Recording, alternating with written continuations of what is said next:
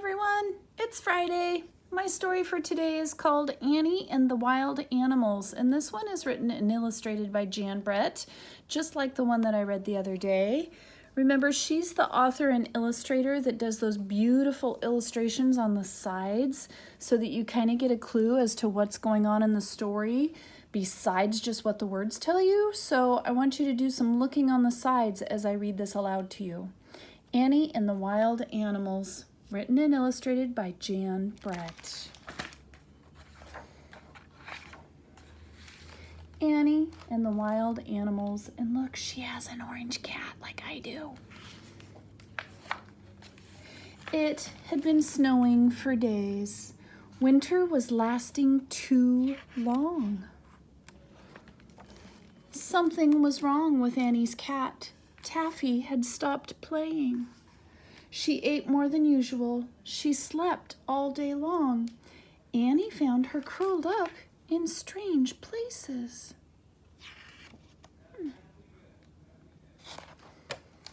One morning, Annie could not find Taffy anywhere. She looked and looked, but Taffy was gone. Annie was very lonely. I need a new friend, thought Annie. Look, this one is up above, not just on the side. So here's Taffy going out and about. Here's Taffy climbing a tree. She placed a corn cake at the edge of the wood. She imagined that a small furry animal would come and she would tame him for a pet. Look up above. What's happening? The next morning, the corn cake was gone. In its place stood a giant moose. He's too big to tame, thought Annie. I'll have to try again. That night, Annie left another corn cake at the edge of the wood. Oh, look who's coming in. Can you see? I think it's a bobcat. The next morning, the moose was back and a snarling wildcat was there too. I was close. He's too mean to tame, thought Annie. Annie placed more corn cakes at the edge of the wood. What animal's coming next? The next morning, a big growling bear was there with the moose and the wildcat. Did you have that same idea? Nice. He's too grumpy for a pet, thought Annie. Annie made as many corn cakes as she could and left them at the edge of the wood. Oh, what's coming next? I see some animals. Check it out. Oh, look, you can see he's sniffing the corn cakes that she's making. At dawn, Annie heard the snarls and growls of the wild animals. There was the moose and the wildcat and the bear. They'd been joined by a stag, his family, and a large gray wolf. Not one of them is soft and friendly like Taffy, thought Annie.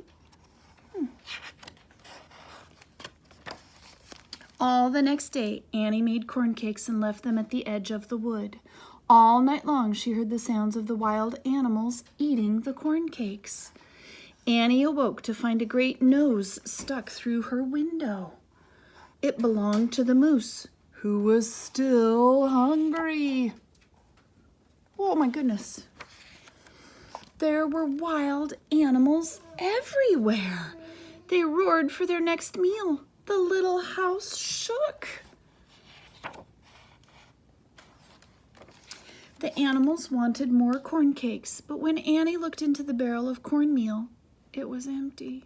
She couldn't make any more corn cakes. Look how sad she looks. Annie was very sad. She would never find a pet now. She missed Taffy very much. But look, here's Taffy. What's she doing? Look what she has.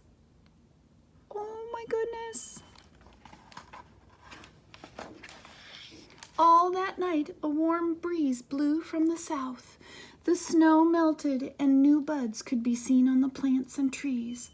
The wood was coming alive again. By the next morning, the wild animals had gone back into the wood.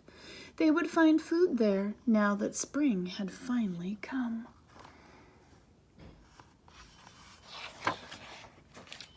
Then, as unexpected as the warm spring breeze, Taffy walked proudly into the yard. "Taffy!" Annie exclaimed. "You've come home! Where have you been?" Taffy turned and looked back the way she had come. "What's coming?" Out of the wood came 3 soft and friendly kittens. Annie would not be lonely anymore. So cool! Annie and the Wild Animals. Such a fun book. Taffy had a surprise for her. Take care, everybody. Talk to you soon.